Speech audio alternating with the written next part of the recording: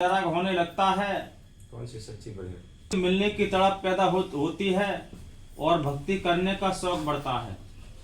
हर समय ख्याल मालिक और उसकी भक्ति की तरफ रहने लगता है। जीव संतों और उनकी साथ संगत में रहना ही पसंद करता है। देखो, याद रखो, अगर लोहे का कोई भी हम आइटम बनाना चाहते हैं तो लोहे को गलाना पड़ता है, ठोका पीटी करनी पड़ती है, तब कहीं जाकर को वो कोई पुर्जा बनता है। इसी प्रकार आसानी नहीं है इस मन को भी मोड़ना। मन को भी तपन चाहिए, मन को भी कदम कदम पर चोट चाहिए, तब कहीं जाकर ये परमार्थ की ओर को चलता है। ऐसे चल ही नहीं सकता। लाख कोशिश करो, ये बाहरी बाहरी हमें घुमाता रहता है, लेकिन अंदर कुछ चाहते हो तो मालिक की मेहर से इस मन के लिए, जैसे लोहा लोहे के लिए तपाता है, चोटें मारता है, ऐसे ही आपको इसकी चोटें मारनी पड़ेंगी, इस पर तपाना पड़ेगा, तब कहीं जाकर इसको समझ आएगी संत मत की। हाँ जी। जीव संतों और उनकी साथ संगत में रहना ही पसंद करता है, जहाँ उसको सतगुरु की याद आती रहती है और खुशी तथा शांति मिलती है। वही लोग इसको अपने बहन भाई या सच्चे रिश्तेदार नजर आने लगते हैं। सोबत का बहुत बड़ा असर होता है। आप चोरों के पास बैठोगे, कुछ न कुछ हेरा फेरी सीख जाओगे। नशे वालों के पास बैठोगे, नशे की आदतें पड़नी शुरू हो जाएंगी, तो सोबत का बहुत बड़ा असर होता है। इसी प्रकार संत कहते हैं कि अगर आप संतों की सोबत करेंगे तो वो क्या होते हैं, संत एक पारस होते हैं जो जंग लगे हुए लोहे को भी एक सोना बना देते हैं, कीमत रखते हैं वो इतनी। हाँ जी।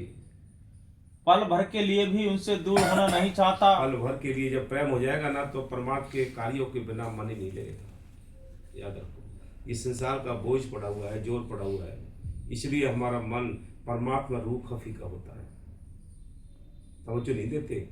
हम घर गृहस्थी के संसार के स्वार्थ के कामों को एक दिन में सीख जाएंगे, एक दिन में सीख जाते हैं, 50 बार ट्राई करेंगे, लेकिन परमार्थ के कार्य को ये मन टाल देता है कि यार क्या फायदा, छोड़।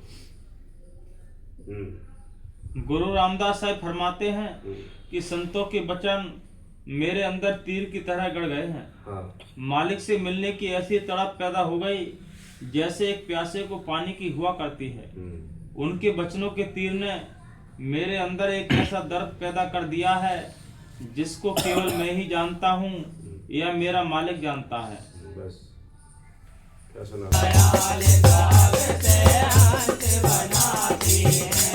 आपको बताया कि देखो, संत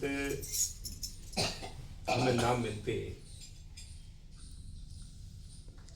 तो कितने बेकार हमारे ऊपर चढ़े होते। कोई दारू पीता होता, कोई मांस खा रहा होता, कोई और उल्टे सीधे पूजा पाठों में लगा होता, कोई तीर्थ पर धक्के खा रहा होता। बोलो, हमें संत मत मिला है, संत मिले, बाबा शाह जी मिले, मांस छूटा, शराब छूटी, गुटके बीड़ी कितने छोटे, कितना बड़ा फायदा है। लेकिन किसकी सोबत से? संतों की। संत एक पारस होते हैं जो लोहे को भी सोना बनाने की हिम्मत रखते हैं, लेकिन वो जिस पर दया करते हैं तो कूटा काटी करके साफ कर ही लेते हैं। बाकी अगर किसी पर असर नहीं होता है तो याद रखो, उसके बहुत ही ज़्यादा कर्म माड़े, बहुत ही ज़्यादा कर्म है जो उस पर असर नहीं हो रहा है। बेशक सारी जिंदगी भर पड़ा रहेगा संतों के पास, लेकिन कर्मों की वजह से उस पर असर नहीं होता है। हाँ जी, बोलो जल्दी सुनो।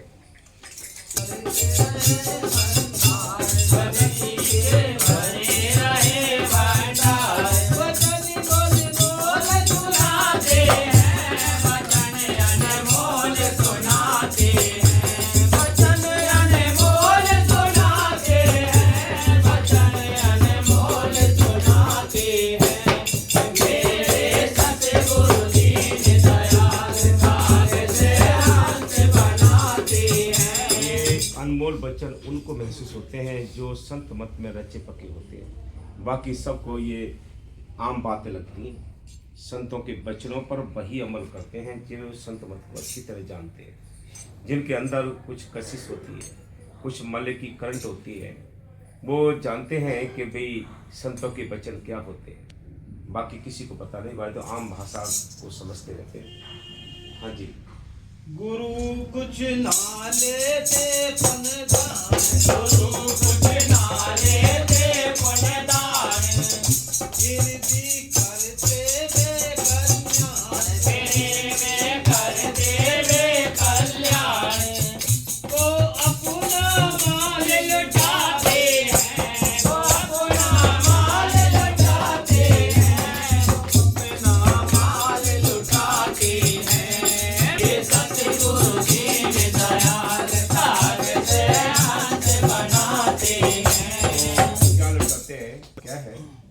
आपने देखो भाई दुनिया की हालत क्या है। दुनिया की हालत है कि 2 लाख रुपए का काम चाहता है और 2 रुपए का प्रसाद चाहता है। लेकिन संत क्या करते हैं?